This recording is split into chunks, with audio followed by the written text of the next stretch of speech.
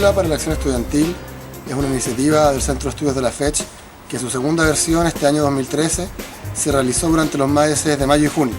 Esta versión online de la escuela se compone de 6 sesiones y un foro. Todo esfuerzo social y político se constituye a través del tiempo. En esta sesión estudiaremos principalmente la historia reciente del movimiento estudiantil con énfasis en el periodo postdictadura, entendiendo que si es que queremos realmente tener un movimiento estudiantil sólido, inteligente, reflexivo, es fundamental que conozcamos los procesos que nos constituyen, los procesos que formaron nuestra historia, nuestras demandas, nuestras reivindicaciones, nuestras formas de organización, y en función de eso conocer los errores, los aciertos que se cometieron en el pasado y así no tropezar 2 veces con la misma piedra. Ningún esfuerzo histórico puede realmente constituirse si no tiene una conciencia, sobre su historia y su memoria. A ver, lo primero que hay que tomar en cuenta a la hora de pensar una historia reciente del movimiento estudiantil en Chile es que el movimiento estudiantil, como se conoció en el siglo XX, desaparece a fines de los años 80, como en general desaparece casi todo el movimiento popular del siglo XX. Esto es el movimiento sindical, el movimiento pobladores, el mismo movimiento estudiantil o el movimiento campesino de corta vida durante ese mismo siglo. Si pudiéramos datar una fecha para el comienzo del movimiento estudiantil del Chile reciente, o el reciente movimiento estudiantil, o el movimiento estudiantil de la transición, como quieran llamarlo, sería 1987. Ese año es el último gran movimiento estudiantil contra la dictadura, particularmente fue en la Universidad de Chile, se desplegó a distintas universidades, pero tuvo por principal espacio la Universidad de Chile y fue la resistencia a al nombramiento del rector Federici por parte de la dictadura de Pinochet, un nombramiento delegado sin respetar la propia institucionalidad de la misma universidad. La importancia que tiene esa movilización de 1987 es que va a instaurar dos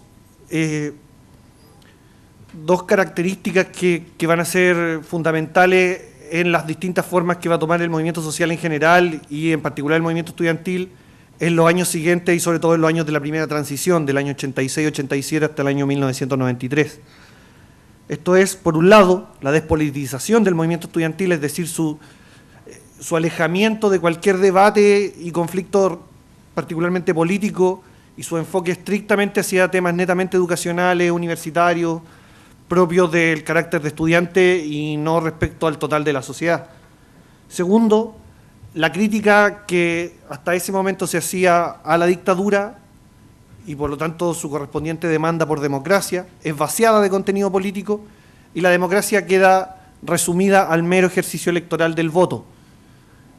Esa idea de que en Chile tenemos democracia porque tenemos derecho a voto es más o menos estos años donde se crea, la democracia se reduce al derecho a voto. Y la movilización de 1987 va a basar sus demandas en esas dos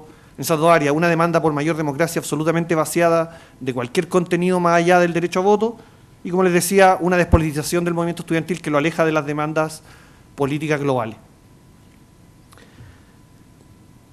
Con el triunfo del movimiento estudiantil de 1987, que podemos considerar el primer triunfo del no, porque tiene las mismas características que el triunfo del no, vacía, como les decía, la demanda de democracia y despolitiza las organizaciones sociales,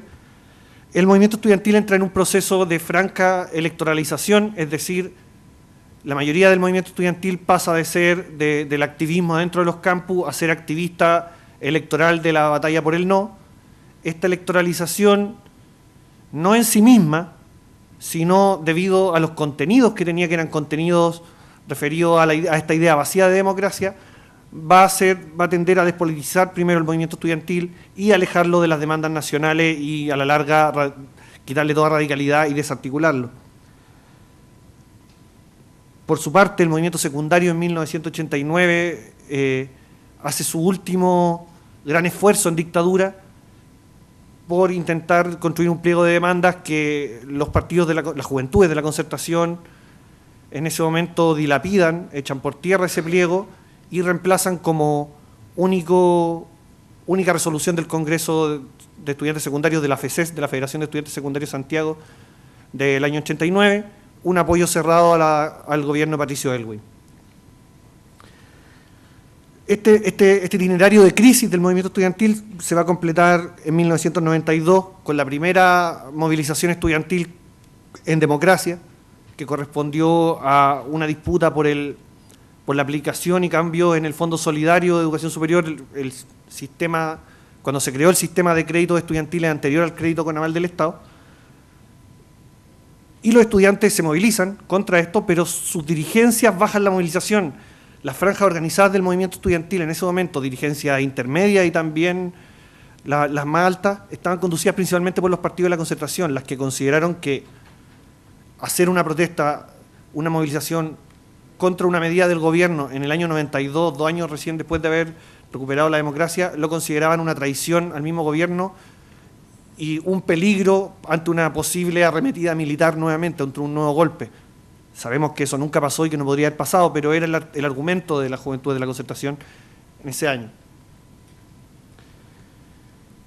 Y el año 92 además va a caer definitivamente la FESES, la Federación de Estudiantes de Secundarios de Santiago, y los intentos de las juventudes de izquierda, de los partidos de izquierda, principalmente el MIR y el PC, y de los partidos de la Concertación, no van a lograr siquiera un congreso refundacional de la FESES, y el movimiento secundario va a entrar en una larga noche de la que no se va a recuperar sino hasta el año 2001.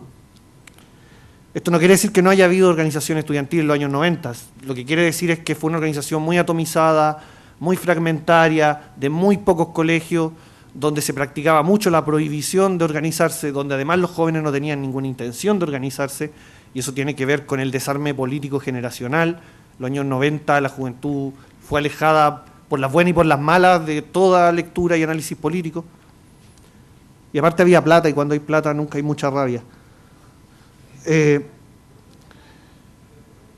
Bueno, les decía que el evento de cierre de este primer periodo de crisis del año 87 al año 1993 en el movimiento estudiantil va a ser la triple crisis del año 1993. Por un lado, una crisis institucional. La mayoría de las universidades habían sido desmanteladas en dictadura, se le habían quitado muchos fondos a la educación pública, y se esperaba que con la llegada de los gobiernos democráticos de la Concertación esta situación se remediara. No se remedió, sino por el contrario se comenzó a profundizar. Y el año 93 muchas universidades entran en quiebra. El caso más emblemático fue el del Pedagógico y de la USACH, que bajo el eufemismo de racionalización o reestructuración, las universidades eran jibarizadas, se les cerraban institutos, se cerraban departamentos de las universidades, se despedían profesores. En el caso del Pedagógico se despidió el 90% de los profesores, se eliminó la mayoría de los funcionarios, en una mengua de académicos que hasta el día de hoy no ha sido solucionada. Mismo caso la Universidad de Santiago, también la Universidad de Antofagasta. Por otro lado, una crisis federativa. Las federaciones de estudiantes entran en una crisis de corrupción. El caso emblemático, el de la FECH, que desaparece debido a que todas las listas que se iban a presentar ese año se retiran y la federación queda sin quórum y no hay federación en el año 93. La FECH, conducida por socialistas, por la juventud socialista en esa época, es acusada de múltiples casos de corrupción, de robo de dinero y de los fondos de la misma federación. Similar caso sucede en la Universidad de Santiago de Chile, donde dirigentes del Partido Humanista son los que ayudan a robarse la plata en la USACH. En la Universidad de Concepción, una dirigencia socialista y demócrata cristiana. En general, la corruptela y la putrefacción de la burocratización que fueron víctimas los dirigentes sociales de la Concertación, al no tener un mayor objetivo político que defender al gobierno, va a generar una situación en la que lo más interesante que hacer a la hora de ser dirigente de una federación de estudiantes es robarse la plata. No te podés movilizar, no podés hacer mucho, no hay ninguna línea política que te empuje a hacer más que estar en tu propia federación, y la corrupción va a avanzar como eso. No es que justifique la corrupción, estoy tratando de explicarla históricamente. Por lo tanto, van a desaparecer las principales federaciones del país ese año. Y por último, hay una crisis política en la cual las federaciones de estudiantes dirigidas por la Concertación y sus juventudes, por arriba entran en una crisis de corrupción y por abajo son desalojadas de los patios por los sectores de la izquierda radical. Principalmente porque después de las derrotas del año 92, donde la Concertación contuvo las movilizaciones, las bajó contra el deseo de los estudiantes de base de movilizarse, la izquierda radical va a comenzar un periodo. Cuando digo izquierda radical, para este periodo en específico me refiero a todo lo que hay desde el Partido Comunista hacia la izquierda, de las juventudes comunistas. van a empezar un desalojo de los dirigentes concertacionistas, de las dirigencias estudiantiles, que no va a parar y que va a mantener eso que hoy día se cree que ha durado siempre, que es la hegemonía de izquierda en el movimiento estudiantil, pero no, se crea más o menos en los 90. Antes la hegemonía era de la democracia cristiana principalmente. Por lo tanto, estas tres crisis van a terminar por destruir el viejo movimiento estudiantil del siglo XX, el de la reforma de los 60, el que estuvo con Allende, el que combatió la dictadura, muy de mesas políticas, donde todos militaban en los partidos tradicionales, donde el movimiento estudiantil era básicamente una correa transmisora de las decisiones de los partidos y no de las bases. Y esta crisis va a ser aprovechada por las fuerzas de izquierda para empezar una reconstrucción de otro tipo del movimiento estudiantil y que va a terminar siendo el movimiento estudiantil que ustedes conocen hoy día, más o menos. El primer hecho de esta reconstrucción va a ocurrir el mismo año 92 con estas movilizaciones que a pesar de ser derrotadas, van a ser conducidas por la base, por los sectores de izquierda, principalmente dos grandes fuerzas que van a empezar a campear en los patios y campus en este periodo, que van a ser la Zurda, que es un colectivo que viene del MIR político, una de las facciones del quiebre del MIR del 87, que se crea en la Universidad de Chile y en la Universidad de Concepción y después se despliega al país, y las Juventudes Comunistas, que desde el año 92 se empiezan a reconstruir después de su terrible crisis desde el año 88 al año 92, donde se le fue casi toda la juventud al Partido por la Democracia, al PPD. El año 94 comienza la lenta reconstrucción de la FECH, con las Juventudes Comunistas a la cabeza, principalmente con el dirigente Rodrigo Rocco, quien sería el presidente después de la FECH de refundación del 95, 96 y 97, y la primera vez que desde los años 80 se construye una primera articulación nacional de las dirigencias universitarias en Chile, que va a ser la Unión Nacional Estudiantil, UNES, construida el año 94 para enfrentarse al gobierno. Entre el año 94 y el año 96 va a haber una relación entre el movimiento estudiantil y el gobierno muy distinta a lo que conocemos hoy. Va a haber una situación de diálogo, donde el movimiento era parte de la construcción de leyes que hacía la concertación, pero en la cual el movimiento las dirigencias son cada vez más dejadas de lado, son tomadas como para la fotografía y decir que hay democracia en la construcción de las nuevas leyes de profundización del neoliberalismo de parte de la concertación, pero su opinión no es tomada y ahí las fuentes relatan cómo en los años 90 sucesivamente empieza a crecer una frustración, no solo en las bases, sino también en las franjas organizadas del movimiento estudiantil.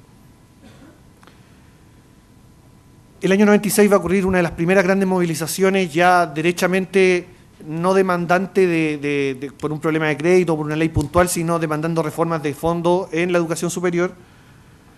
Y esto se va a manifestar que es la primera gran movilización estudiantil en democracia, que va a ser el año 97.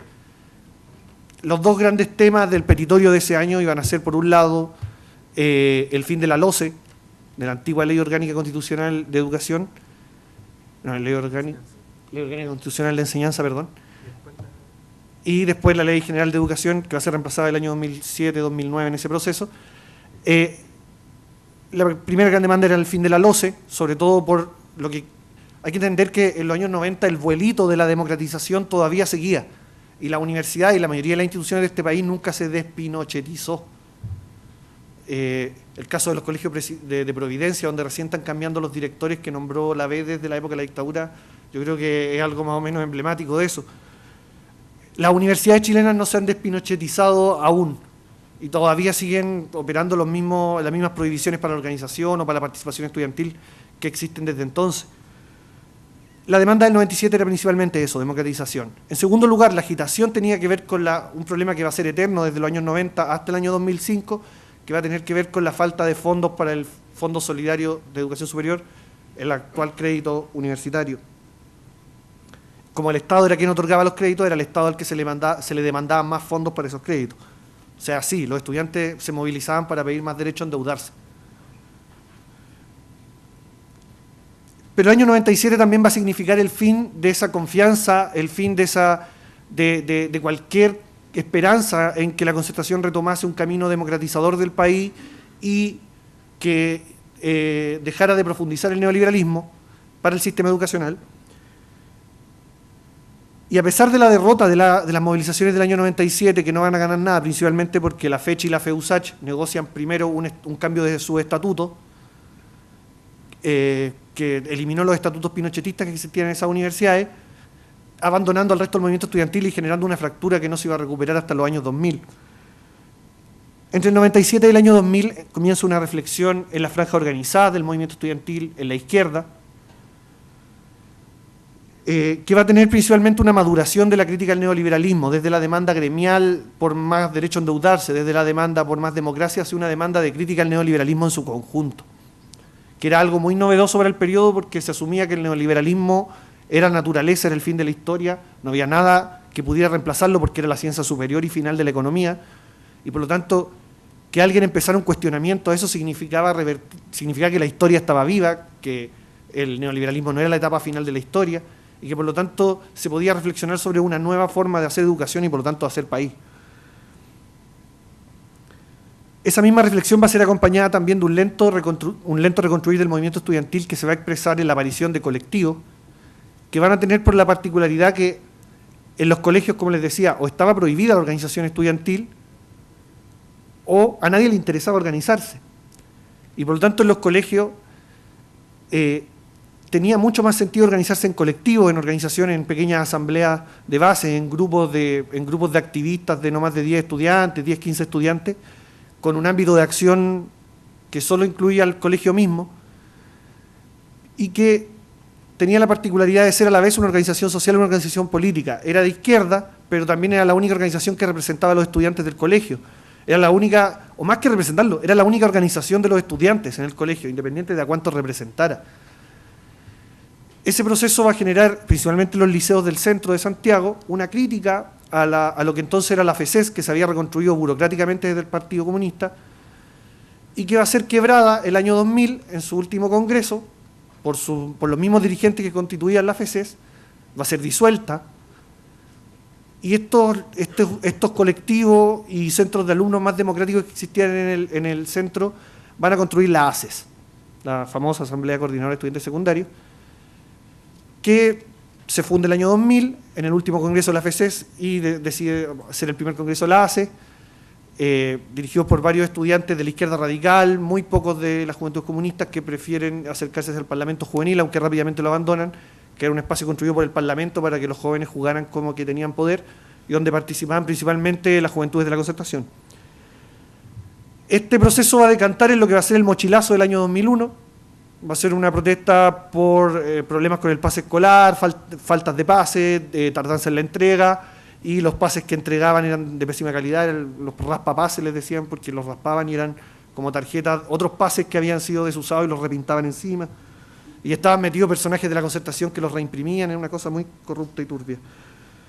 Pero lo que importó fue que esta movilización entregó dos novedades al movimiento estudiantil. Primero, un sistema novedoso de organización horizontal, con voceros revocables, donde las asambleas tenían poder de veto sobre los dirigentes,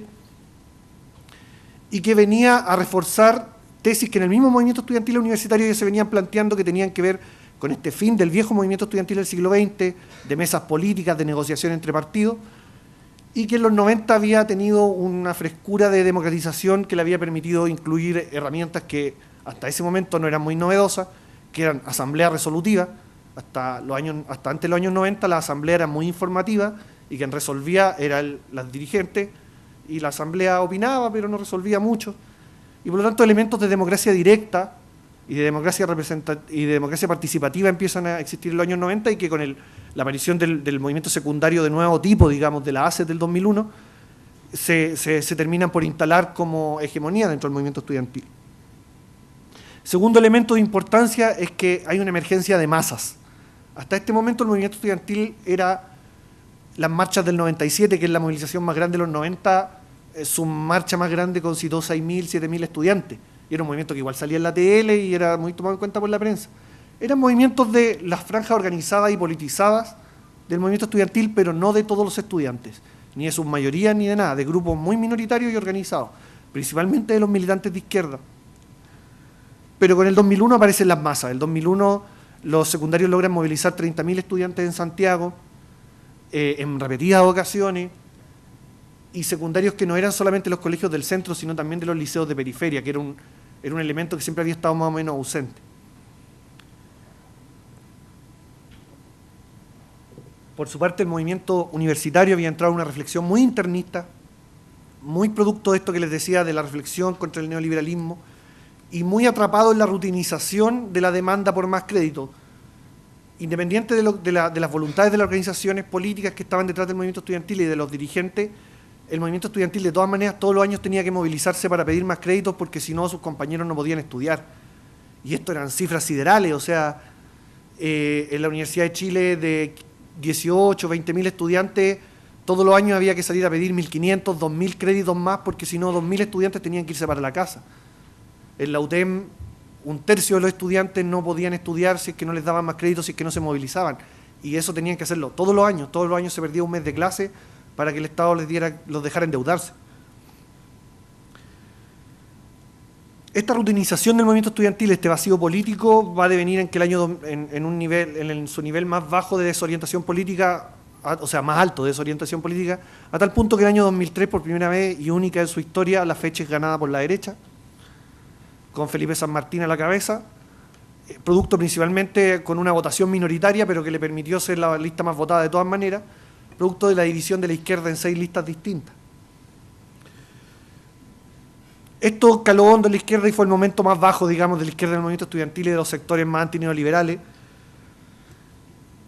Y el año 2005 va a haber un punto de quiebre en el movimiento estudiantil universitario. Va a tener que ver con las movilizaciones contra la ley de financiamiento, que era la intención de pasar, la vieja intención de la Concertación de entregarle la administración de los créditos universitarios a la banca privada. Lo había intentado el año 97, 98, lo había intentado el año 2001 y lo volvió a intentar el 2005. Mariana Elwin por eso defendía tanto a Beyer, porque Mariana Elwin intentó construir el CAE el año 2001 y las movilizaciones no la dejaron. Pero lo intentó el 2005 y lo logró. Y a pesar de que los estudiantes lograron, con el famoso acuerdo con FECH-Mineduc, lograron un montón de mejoría al Fondo Solidario, específicamente de hecho que el Fondo Solidario fuera el tipo de crédito que tuvieran las casas de estudio del Consejo Rectores, para la mayoría de las universidades privadas, centros de formación técnica e institutos profesionales se les aplicó el crédito de la banca privada, conocido como crédito con aval del Estado. La reflexión que deja el 2005, o más que la reflexión, el dato concreto que deja es que termina con esta procesión de los estudiantes por ir a pedir plata al ministerio o ir a pedir deuda al ministerio para que pudieran estudiar. Se acaba. Y por lo tanto comienza un enfrentamiento ya no entre los estudiantes y el neoliberalismo mediado por el Estado, sino un momento en que los estudiantes, su único enemigo es la banca privada derechamente y por lo tanto la crítica al neoliberalismo va a emerger muy clara. A eso mismo se va a sumar el movimiento de los pingüinos del año 2006, que va a instalar la crisis de la educación pública, principalmente primaria y secundaria, como un elemento donde por primera vez va a emerger la demanda por el no al lucro. ¿Qué significa esto? Que junto con la demanda, o sea, junto con la expresión y con el plantear la crisis de la educación pública en el sector primario y secundario, se plantea que el gran problema es que está secuestrada por fines de lucro y que además el Estado actúa para beneficiar esos fines de lucro cerrando colegios. De hecho, durante el gobierno de Bachelet, cuando fue la revuelta de los pingüinos, cuando más colegios públicos se han cerrado en la historia de Chile, la mitad de todos los colegios que se han cerrado en los gobiernos de la Concertación, va a aparecer por primera vez la demanda no al lucro, que en los años en los que se empezó a tramitar la LGE como respuesta a la demanda de no a la LOCE, que va a ser la gran demanda del 2006, la demanda del no al lucro va a ir creciendo en casi todas las bases estudiantiles, tanto en el nuevo movimiento secundario como en el movimiento estudiantil universitario. Por lo tanto, el 2005-2006 ocurren dos fenómenos. Primero, el final del viejo movimiento estudiantil, de la transición que demandaba más deuda y que se preocupó principalmente de reconstruirse a sí mismo después de haber sido destruido en los primeros años de la transición, y la emergencia de masas en el movimiento estudiantil, principalmente de parte del movimiento secundario. Por último, emerge una forma madura de esta crítica que empieza a crearse en los 90, como les decía, de crítica al neoliberalismo ya más o menos formada, encerrada en las 3 palabras de no al lucro. Por lo tanto, el 2008 va a ser el fin el 2008, cuando se instaura la LGE, 2008-2009, cuando se termina de promulgar, y esta famosa foto con las manitos levantadas de toda la clase política celebrando la mejor ley de educación de la historia y todas esas cosas, va a ser un fin de la inocencia para muchos que creyeron en la promesa de Bachelet. Nunca hay que olvidarse que el año 2006 Bachelet hizo una cadena nacional donde prometió un montón de cosas que la mayoría no se cumplieron, pero las prometió y antes de 5 días se habían bajado todas las tomas de colegios en Chile y casi todos los estudiantes universitarios estaban volviendo a clase. O sea, nos guste o no, el movimiento estudiantil creyó en Bachelet el año 2006 y entre el año 2006 y el año 2008 se vio paulatinamente traicionado una y otra vez en esas promesas. Es por eso que era muy difícil que el año 2011 el movimiento estudiantil se sentara a negociar con el gobierno, porque la confianza estaba absolutamente destruida desde el año 2006 en adelante. El otro elemento que demostró la creación de la LGE y cómo el famoso Consejo Asesor Presidencial que se crea para reformar la LOCE y que tenía elementos ciudadanos, intelectuales de todos los lados políticos y que... ¿Qué cosa? Estaba Beyer en ese Consejo Asesor, que lo puso Bachelet ahí. Ese Consejo Asesor después es barrido su informe final y la Ley General se construye, la Ley General de Educación se construye en una negociación cerrada entre el CEP, Libertad de Desarrollo y los muchachos de la Concertación y del MAPU de Brunner, principalmente, y otros hijos de la democracia cristiana como Mariana Elwin. Lo que demostró la creación de la LGE fue que el gobierno estaba más preocupado que resolver las demandas del movimiento social y de la mayoría en Chile por defender los intereses creados del capital privado en la educación en Chile, tanto para el sistema secundario primario como para la educación terciaria en todos sus niveles, en todas sus áreas. Por lo tanto, esto terminó por barrer las confianzas. Todos estos elementos, en su conjunto, el aumento de la rabia, el fin de la confianza, la aparición de masas, la maduración de la crítica contra el neoliberalismo en la famosa frase de no al lucro, el fortalecimiento de la organización de base a partir de su democratización, principalmente en la novedad y la frescura que aportó el movimiento secundario desde el año 2001, las reformas internas democratizadoras que tuvo el movimiento estudiantil, la aparición de nuevas fuerzas de izquierda, van a cuajar en el movimiento social por la educación. No es que todo estaba dicho desde siempre para llegar al 2011 y que el año 2011 en realidad es como el final de una historia larga y que todo encuentra sentido en el año 2011, no es eso. Hay que entender el 2011 como el punto más elevado de un montón de factores que alcanzan su maduración en ese momento. Algunos de esos factores se siguen desarrollando hacia formas más elevadas, por ejemplo la crítica al neoliberalismo, que hoy día está en un nivel mucho más procesado en las bases del movimiento estudiantil en su franja organizada de lo que estaba antes de 2011. Otros elementos han tendido ya a tomar una formalidad y han decantado, como la misma democratización de los estudiantes. Y otras demandas, como la demanda de democratización de las instituciones, han ido apareciendo. Hay que entenderlo como eso. Por lo tanto, y con esto voy cerrando, el movimiento estudiantil, digamos, de la transición, su principal aporte tiene que ver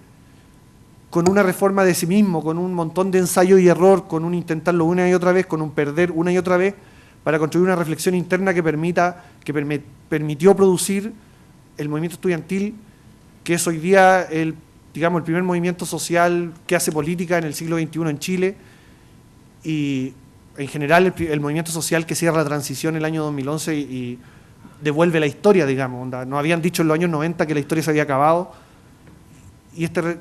esta crisis, esta crítica de fondo al sistema en su conjunto, que Brunner en el año 85 había dicho que el movimiento estudiantil nunca iba a volver, que se había acabado y que nunca iba a ser capaz de criticar el sistema en su conjunto, este movimiento estudiantil que se reconstruye y se refunda fue capaz de hacerlo. Eso, espero que haya quedado claro. Gracias.